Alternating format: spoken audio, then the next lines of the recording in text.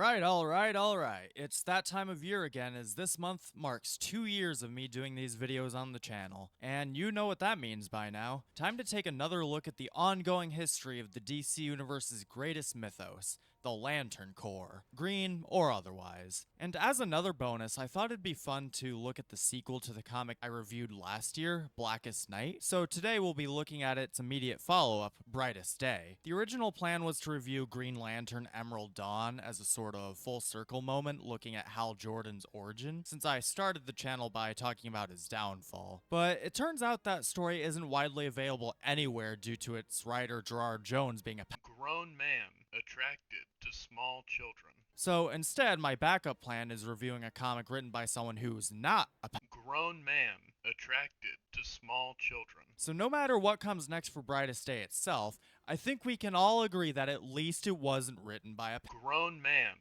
attracted to small children. So it's got that going for it. Speaking of, naturally, Brightest Day is by the same writer as Blackest Night, Geoff Johns, and art is done by quite a few different artists. We've got Ivan Reyes returning as well, and his art looks just as great as it did in Blackest Night. We also have Patrick Gleason, Joe Prado, Scott Clark, and Ardian Safe. Dear God, I hope I said that correctly. This video is already going to be long enough, so unfortunately I don't have the time to go over all their careers, but they all do good work. So let's get right into it. This is a 24-issue series, 25 view count issue 0, so we've got a lot of ground to cover. And that's the main reason I'm only covering the main series. 25 issues is a lot on its own without getting into all the tie-ins. And Jesus Christ, there are a lot of tie-ins. We'd be here all day. 12 heroes and villains were fully resurrected by the white light of life for an unknown purpose, with a mysterious white lantern appearing in a crater somewhere. This is quite different from a lot of comics I've covered before in the sense that instead of following one character or group, this instead has multiple subplots featuring separate casts of characters that don't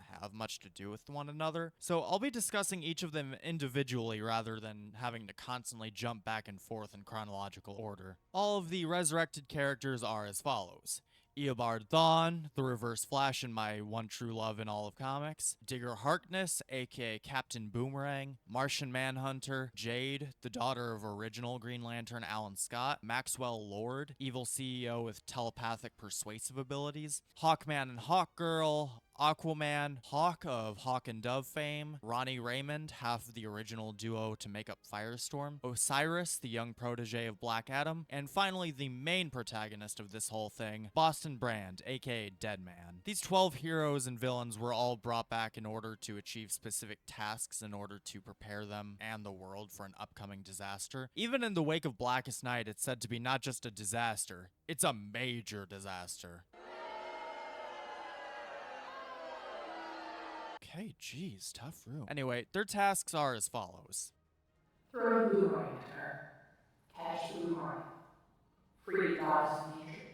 Balance the darkness. Magog will plunge this world into war. Stop the war before it starts. You've allowed the Flash to escape the Speed Force. Mission accomplished. Life returned. Save him from Hampstead. Stop the Queen. Learn from each other so you can stop him. Alright, so let's get some of these knocked out. Jade, Maxwell Lord, and Osiris do not appear outside of issue 0 and are just relegated to tie-in material, so we can just forget about them. Don't you love when they do that? As for Reverse Flash, he technically already achieved his task, which was to resurrect Barry Allen so he'd be able to participate in the Blackest Night. So due to wibbly-wobbly, timey-wimey shenanigans, he's already good to sit this one out, which was actually foreshadowed in the Blackest Night Flash tie-in, so that's neat. So for our actual protagonists, we'll start with Hawkman and Hawkgirl. I think we should start with a bit of context because these two are both hilariously convoluted even by DC standards. In the absolute broadest strokes possible, they're from the planet Thanagar and rely on this thing called nth metal, which has gravity-defying properties, so they use it to make weapons and harnesses that allow them to fly. At one point, this half-set douche kills them with an nth metal blade, which causes all three parties involved to endlessly reincarnate after death and inevitably find each other again. Half-set kills them, rinse and repeat. At least until the Hawks were killed in Blackest Night and brought back by the Life entity, that threw things off their rhythm. That's their whole deal in a shell nut. If you want to look into it further, find it elsewhere. I really don't want to get into Hawkman lore any more than absolutely necessary.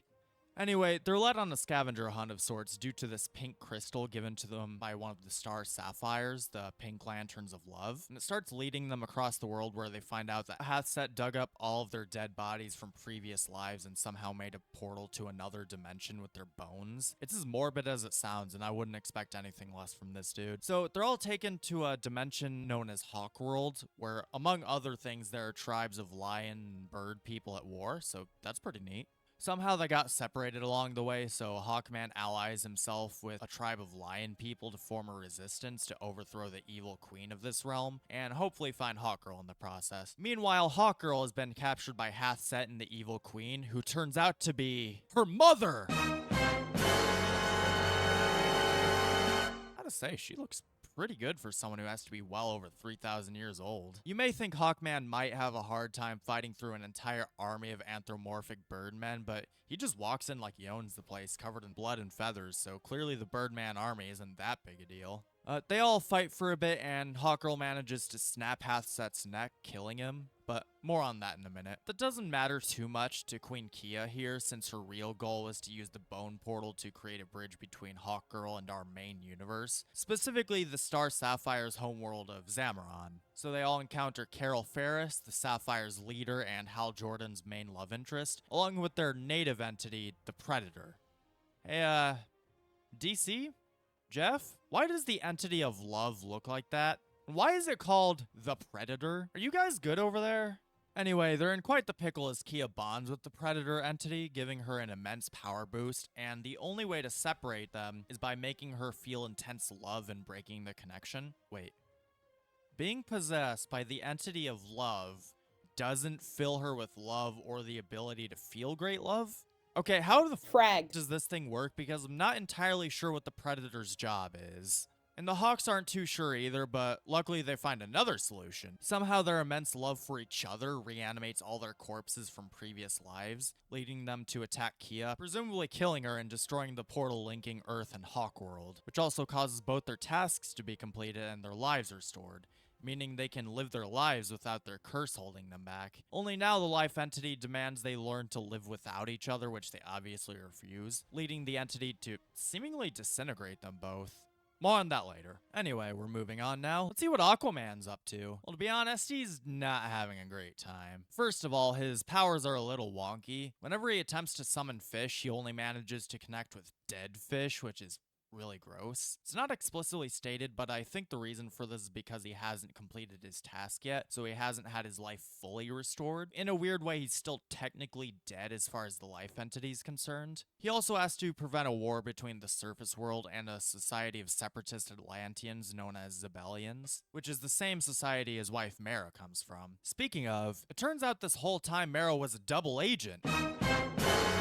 She was sent to Atlantis in order to kill him, but once they fell for one another, she gave up that mission pretty much immediately. And to their credit, you can tell these two immensely love one another because Aquaman is shockingly accepting and forgiving of this bombshell. Probably for the best because they have more pressing matters to attend to, such as recruiting the one person who can help them turn the tide against the Zebellians. Jackson Hyde, aka the new Aqualad. He's a half-human, half-Zebellian kid somewhere in his mid to late teens with hydrokinesis and standard Atlantean abilities like breathing underwater, who just so happens to also be the son of Aquaman's greatest enemy, Black Manta. Okay, I'll stop with that now. If he looks and sounds kind of familiar to you animation enthusiasts, you are correct. This is in fact the same Aqualad who's a main character in Young Justice. Well, kinda. In typical brand synergy fashion, he was created for the show first, then plopped into this comic a couple months ahead of the cartoon's premiere as a way of introducing him to audiences. Though the show depicts him as being Aquaman's sidekick for some years, so Geoff Johns had to concoct an entirely new backstory for him. And it is a solid backstory, all things considered. Builds a solid foundation for this new Aqualad to grow on, which unfortunately doesn't lead to much since he was dropped pretty soon after this series ended, and he honestly isn't that interesting of a character compared to his animated counterpart. That's neither here nor there, though. Anyway, Aquaman accomplishes his task of preventing a war between land and sea, as well as synergizing with the new cartoon by introducing our new Aqualad to the comics. He also gets evaporated for his trouble. More on that later. It's a decent subplot, though I can't help but feel like it's just a means to an end to promote the cartoon as well as act as a proof of concept for Geoff Johns' run on Aquaman that would start just a few months later when the New 52 arrived. Anyway, next! Okay, this is where things do start getting pretty good. Let's talk about everyone's favorite Justice Leaguer who doesn't get a whole lot of solo adventures compared to everyone else, Martian Manhunter. He's always had way more of a chip on his shoulder than the likes of Superman. Despite both being the last survivors of their planets, Jonnz has always had that loss weigh on him since he lived a whole life on Mars with a wife, children, along with everyone else he ever knew. But that's changed now that he's come back from the dead himself. He's now full of hope instead of bitterness after being given a second chance of life. And Mars has a second chance at life too, since he apparently found a pretty deep aquifer in the planet at some point between Blackest Night and now. So his goal is to restore Mars from a barren wasteland to the oasis it used to be. But he too is experiencing some weirdness, such as getting visions of him killing a human by the name of Urdell. For context, since this is never brought up in other media, Martian Manhunter's backstory isn't that he came to Earth voluntarily, but rather that this Dr. Urdell fella brought him here by accident during an experiment, and Urdell was so caught off guard by Jonn's appearance that his heart gave out and he died instantly. Needless to say, whatever he's seeing here didn't happen. Add the fact there's an unknown woman knocked out behind him, and this raises several questions. So he comes to learn two things. One, that woman he saw is Urdell's daughter, who got some shrapnel lodged in her head that can't be surgically removed, leaving her in assisted living due to the resulting brain damage, also causing severe memory issues. But even more shocking is that he discovers he's not the last Martian. There actually is one more. One more. One more. One more. You know, for being the last Martian, there sure are plenty of other green Martians just hanging out. Anyway, this little minx is Decay Draws. Her whole deal is that she's a psychopath who wanted all of Mars to be open with one another via telepathy. So she performed sadistic experiments on Martians whose minds couldn't be read by other Martians' telepathy. Since this is obviously pretty fragged up, she was locked away somewhere she couldn't contact anyone else for at least a couple hundred years, being forgotten once the Martian race was exterminated, only being freed when Mars was hit by the same beam that Jonnz was and they both got ported to Earth. Due to being driven even more insane from the isolation, she thinks her and Jonnz are destined to love each other and repopulate Mars as a twisted version of Adam and Eve. So much so that she's willing to kill everyone on Earth just so Jonnz doesn't have any ties to anyone else and it can just be the two of them. So he flies her into the sun and kills her in order to ensure humanity's safety, which also just so happens to complete his White Lantern task, letting go of his past on Mars and embracing Earth as his home. And then it's time for Earth to embrace him back as he gets sucked into the planet?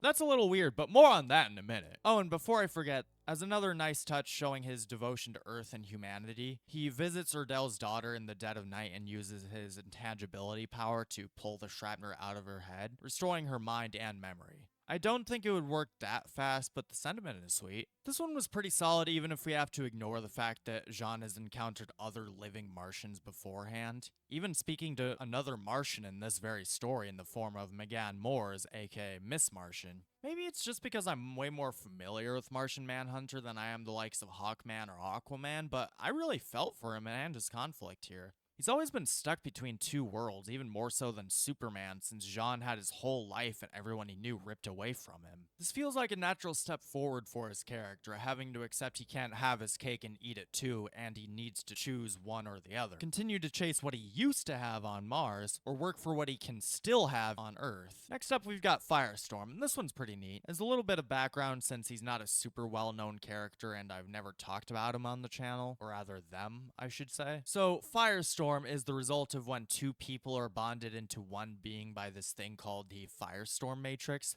Don't ask me what that is, even DC doesn't seem to know, but basically it fuses people and gives them nuclear powers. Fusion basically consists of one person acting as the driver and physical body, while the second one, usually the brains of the operation, acts as a co-pilot. Only the other person can see or hear.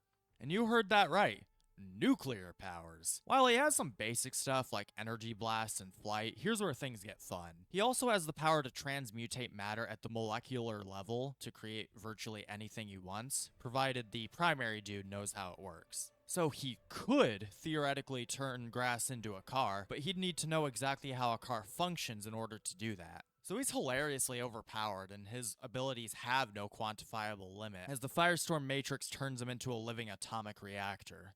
So yeah, pretty cool stuff. There have been quite a few people to become Firestorm over the years, but the three we're interested in today are the original duo, college student Ronnie Raymond and physicist Martin Stein, and then the newest host, teenager Jason Rush. I left it out of the Blackest Night video because I want you guys to have pleasant surprises if you choose to read these stories for yourselves.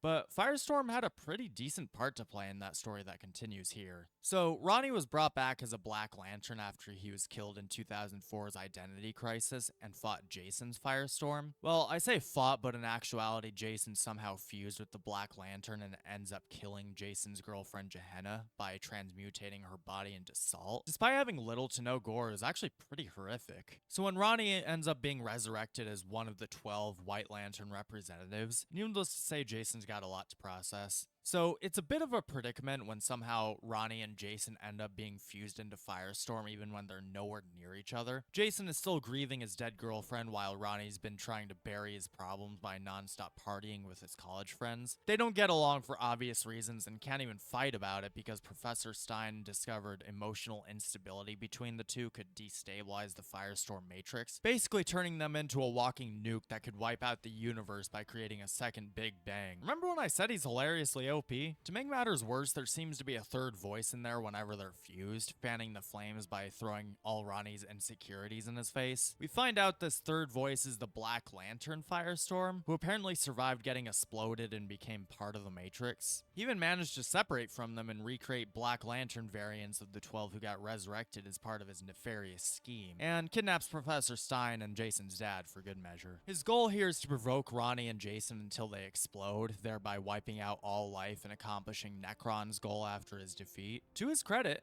they do in fact explode, only instead of wiping out our universe, it somehow farts them into the antimatter universe? Not entirely sure how that works, and neither is anyone else involved in this story, but there are the Black Lanterns and the Anti-Monitor. For those unfamiliar, I intend on discussing him in greater detail in a later video, but for now, all you gotta know is that Anti-Monitor was the reason DC went from an infinite multiverse to just a single universe for a while, so he's quite the threat. I also left this out of the Blackest Night video, but Necron used Anti-Monitor as a fuel source for the Black Power Battery until he was also resurrected by the Life Entity at the end, only for Necron to just throw him back where he came from, so here he is now. So now with the help of Black Lantern Firestorm, who's taken to calling himself Deathstorm, he's swiped the White Lantern Power Battery and wants to create new universes for him to consume, thereby giving himself infinite power. You'd think Firestorm having to stop him all by himself would be a massive undertaking, but no, super easy, barely an inconvenience. Deathstorm at one point dangles Professor Stein in front of them in order to taunt them both, and proceeds to attempt blasting Jason and turning him into salt, like what happened with his girlfriend. However, Stein jumps in the way and dies instead, motivating them both to put their differences aside and kick the Lantern's rotting butts. Apparently, Jason and Ronnie getting along was the latter's task, and that causes them to burst with White Lantern energy, killing all the Black Lanterns and teleporting them with the White Power Battery back to Earth. And then Deadman apparently kills him with his white ring. More on that in a minute. I really enjoyed this subplot. I expected a lot of baggage for Firestorm to have to sort through after Blackest Night, and this did not disappoint. Jason's understandably dealing with a lot, and Ronnie's a total mess. While some are embracing their second chance at life, trying to adjust to a world that's changed while they were gone, Ronnie's got some serious traumas dealing with, mainly over killing Jason's girlfriend, even though logically everyone knows that wasn't really him. That was a black ring puppeting his corpse around. And for the past few months in-universe, he tries to just ignore it all in favor of non-stop partying, figuratively and literally getting a second lease on life when he lets go of it all and moves forward. He may have lost a father figure in Stein, but also gained something of a brother figure in Jason, who also learns to stop holding him responsible for the Black Lantern's actions. Okay. I've saved the best and most important for last, let's get into it. So if you recall last year's video, the most shocking event in Blackest Night in my opinion was Deadman of all people being resurrected at the end. He's a character quite literally defined by dying, it's even in his name, so it's fascinating to see how he adjusts to being alive again after being a ghost for so long. And thankfully Jonnz doesn't disappoint. Deadman is the de facto protagonist of the entire comic and for good reason. So Alive Man here, aka Boston Brand, has a slightly different situation to all the others who got their lives back. First off, he doesn't even really want to be alive, so that sucks for him. He's also the only one who's stuck with a white ring, one the life entity uses to communicate directly to him. His task is nothing too hard, just Eat a cheeseburger. well, yeah, that, but also to find a new avatar and protector of life since the entity is dying. Wait, if every living being in the universe felt pain when the entity was hurt in the last story, wouldn't this thing dying cause all life to die as well? That seems like a way bigger issue than whatever disaster is coming, unless that's tied to said disaster somehow, but that's never stated. But instead of viewing this as some sacred duty, Living Dude just sees this all as a massive inconvenience, as if he has something better to do, so he's constantly trying to get out of it in ways like just giving the white ring to Batman, assuming that he must be the new protector of life itself just because he's Batman. His real problem here is that he never learned to appreciate life until he died, and now he's back to not appreciating this second chance, so he has to embrace living and not just being alive. Only then can he complete his task and have his life fully restored. Luckily, he's got the help of Hawk and Dove to learn to appreciate life again. Well, Dove's help anyway. Hawk is mainly here to be Boston's bully, and because those two are package deal. So, since Boston's issue here is not appreciating anything in life even before he died and was a pretty unlikable douche nozzle, the life entity gives him a forced montage from different points in his life as a means of forcing him to want this second life. Different points like going on a date with a girl in high school he barely paid attention to, only for her to get cancer shortly after graduation, only caring about feeding his own ego during his circus days shortly before he died, and most importantly,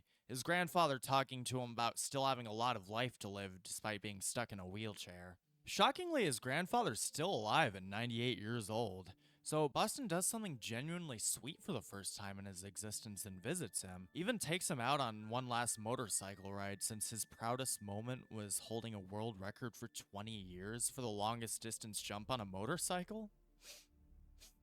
Someone's cutting onions in the next room. Shut up! He and Dove also hook up since they've grown rather fond of each other during this whole adventure. They're a surprisingly nice couple I didn't expect to root for. But on that note, let's finish this. Once 9 out of 12 have accomplished their task, we finally see what this has all been leading to. So this epic threat the life entity has been preparing everyone for is Swamp Thing.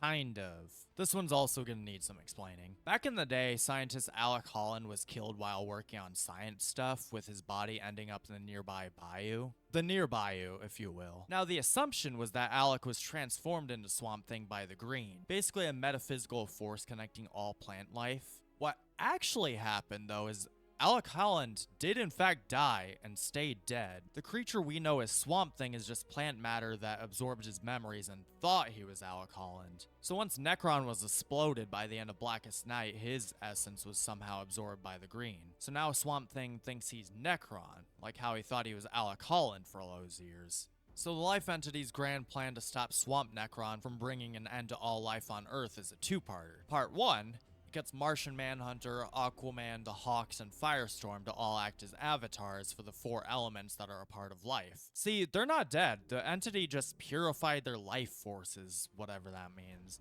in order to make them proper vessels for these elements so they can stall Necron long enough for part 2 to take place. Now that they've slowed him down for long enough, they basically fuse with Holland in order to familiarize him with the elementals. So instead of making Swamp Thing think he's Alec Holland truly becomes Swamp Thing since the Green needs a psyche to attach itself to. Only catch is this needs some kind of trade. A life needs to end for Alec to get his back. This seems really arbitrary seeing as the entity resurrected 12 people without any apparent cost, but whatever. Meanwhile, Captain Boomerang is hoofing it over to the battleground. I swear this is relevant, because now the time has come for him to complete his task. So he throws the boomerang at Dove. Hawk's task is to stop the boomerang, so you'd think he is the one who dies to bring Holland back, but no.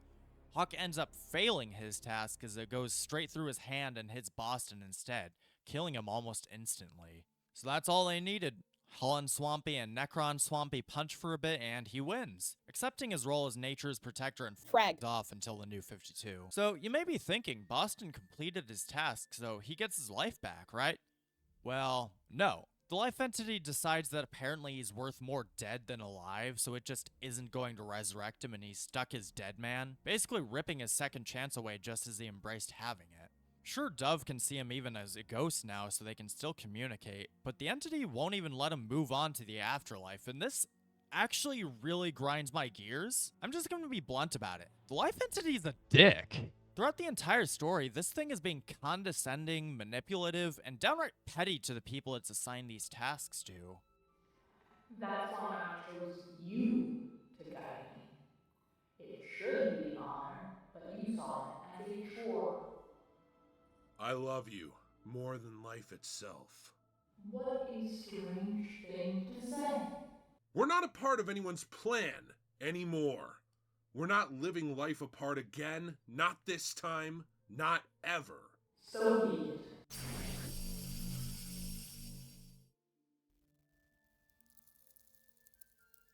Bring Hawkman and Hawkgirl back.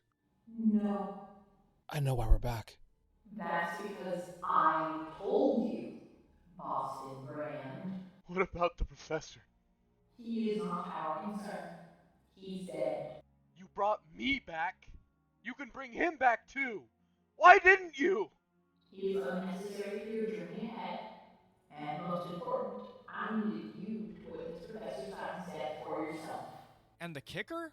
I'm convinced these tasks are total bull Scrap. anyway. For example, Boomerang is assigned to throw a you-know-what at Dove, but Hawk's assigned to catch said you-know-what. So, my question is, why give two of your indentured hired help, tasks that blatantly contradict one another? To add some credence to my little theory, Hawk explicitly fails what it told him to do by not catching the boomerang, with the implication that doing so would have freed him from the Lords of Order and Chaos that give Dove their abilities. You'd think this would be a big deal, but this never comes up again, even to this very day. Everyone else who completes their task is told they have their lives restored, but Hawk goes on to live his life completely unaffected by this alleged failure. So I'm wondering if everyone else would have been just fine if they ignored their tasks. Save for Aquaman summoning dead fish when he uses his abilities. And honestly, the creature that's the cause of all of life itself being such a twat waffle frankly explains a lot about all the genocidal maniacs in the DC universe, and all the world-ending nightmares threatening Earth every 5 minutes. I'll say Jonnz did a good job of making me feel for Deadman.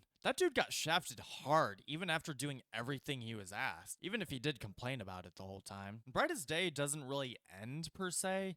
It just sets up whatever's next for these characters. Like Aquaman discovering the Zebellian invaders were specifically using modern Atlantean weapons, or how the Firestorm Matrix was damaged and they're going to detonate in less than 90 days. And the actual conclusion just serving to reintroduce Swamp Thing to the DC universe after being MIA for a little bit. It's not a very satisfying ending, to be perfectly honest. Okay, so in conclusion, this comic's got issues. 24 of them to be exact.